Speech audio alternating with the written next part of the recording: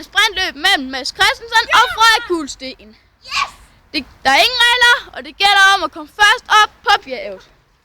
Vi starter om 3, 2, 1.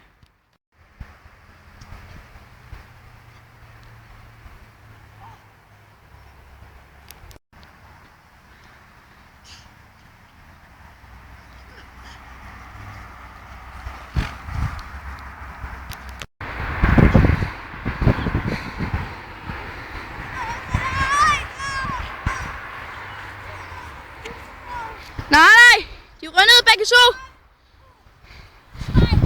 Frederik han er næsten op.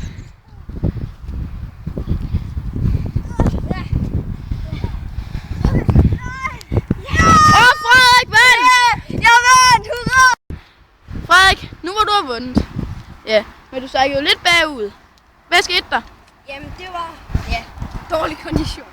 Men så var der simpelthen at den her tube basting. Den gjorde det bare helt nemmere for mig at komme. Den gav mig så meget energi, at det var helt vildt. Og den har sit eget slogan. Det står lige her i bunden. Too fast, good price, makes you feel so nice. Men ved du hvad, det var så godt. Det var helt